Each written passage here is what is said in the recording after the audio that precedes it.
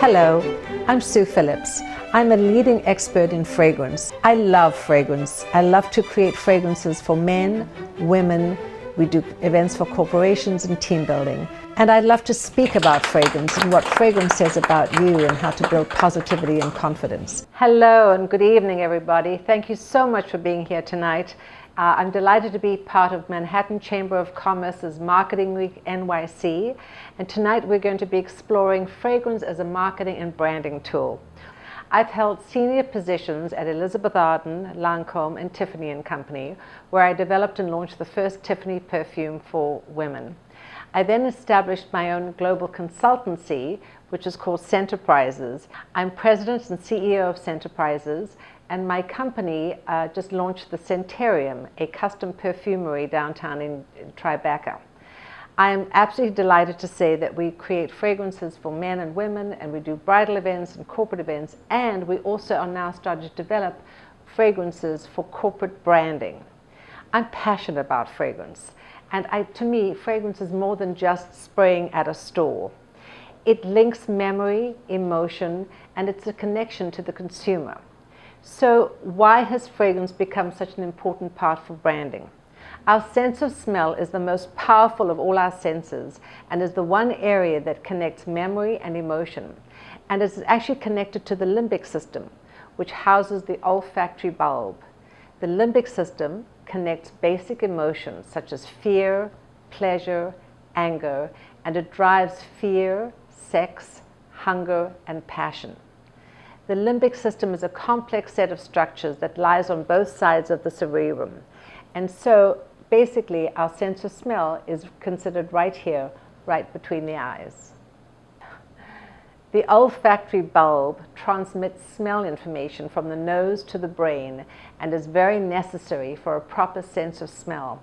You know, as the population is aging, a lot of people have lost their sense of smell, and because smell and taste are so related and so linked, many people who have lost their sense of smell have actually lost their sense of taste, and therefore a lot of people get very depressed.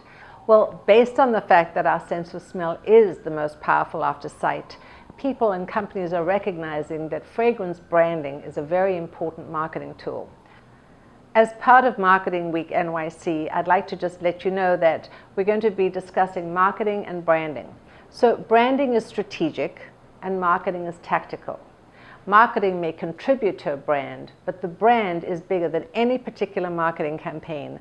Think about all the brands out there that have created certain marketing campaigns. Do you remember every marketing campaign that perhaps Diet Pepsi or some of these big brands have created? No, not necessarily, but we do remember the brand. So it is the marketing that may unearth and convince you to buy a particular product, but it's the brand that will cause you to be a loyal consumer, and then you'll continue to stay with that brand, hopefully for the rest of your life. Marketing unearths and activates buyers, but branding really does create and make loyal consumers. Our sense of smell now is the power to incite loyalty.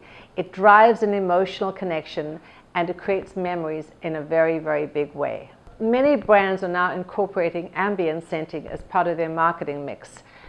How many of you have been to Las Vegas? How many of you have actually experienced some of the hotels and the fragrances that you experience in the hotels?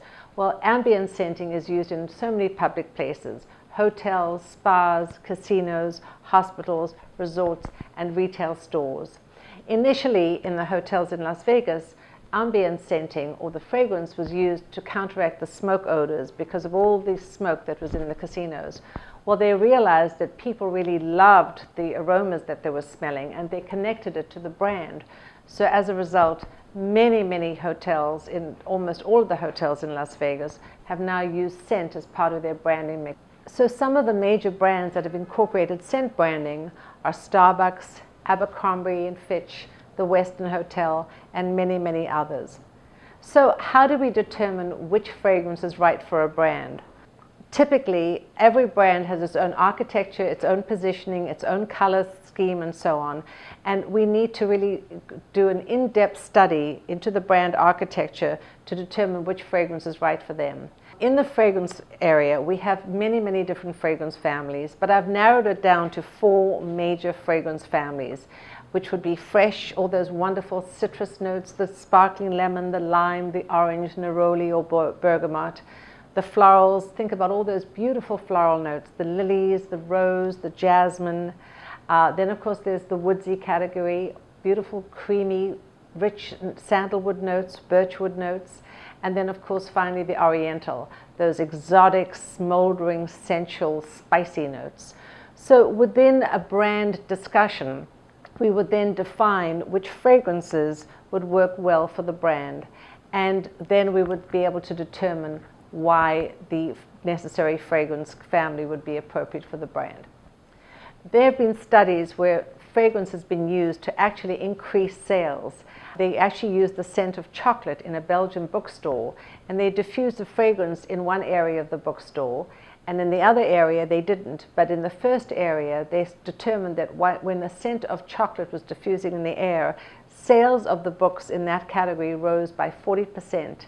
And sales of the other area where the fragrance was not diffused rose by an impressive 20%, just for the fact that people were actually staying in the store longer and reading the book titles.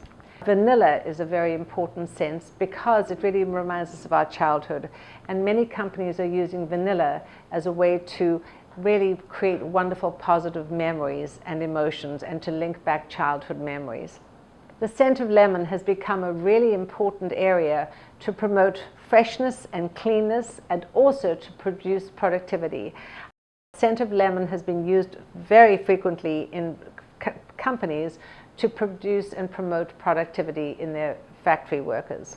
Studies have shown that the scent of coffee and the smell of coffee can just wake people up and create an energy and a vitality. And actually studies have shown that just a smell of coffee alone is enough to wake up a bunch of sleep-deprived rats. Well, fragrance is also very much used in fashion, and it is very linked to fashion. Many, many fashion designers, of course, have their fragrances. And the fragrance industry is estimated to be at a $38 billion industry, and it's still growing. So fashion is very much defined by its silhouette, and every decade has its own silhouette, from the cinched-in waists to the wide shoulders, to the narrow shoulders, to the mini skirts, to the long skirts.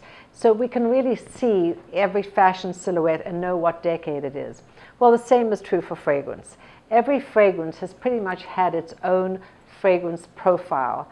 And we really start with the classic designer fragrances from Coco Chanel and Shalimar and Arpège, and those fragrances are very iconic. And so through the decades, we've had classic fragrances to designer fragrances to celebrity fragrances. And now the new trend is bespoke or custom fragrances, not just for individuals, but for brands as well. And here you can see some of the brands that we've spoken about that have really defined and have developed their own signature scents.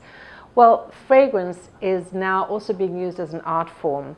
Interestingly enough, just a few weeks ago in Paris, they actually had a beautiful scent exhibition where they showed fragrance as an art form at the Palais Royal. So fragrance is not just a commercial venture, but it is also used for signature scents, for people, for brands. And I urge you to really explore your sense of smell. I like to say to people, smell well and smell often, because our sense of smell is just a muscle. The more you smell, the more you use it, the more you'll gain pleasure. And the truth of the matter is that without our sense of smell, we really will not have much pleasure, because sense of smell is so related, as I had mentioned, to memory and taste and emotion. So I invite you all to come up to our display and to explore some of the beautiful fragrances that we've brought for you tonight, the fresh, the floral, the woodsy, and the oriental. And if you at all would like to think about a custom fragrance for yourself or your brand, we would love to work with you and we'd love to help you. So thank you so much. Thank you, Manhattan Chamber of Commerce, and thank you all for attending. It's been a joy to speak to you.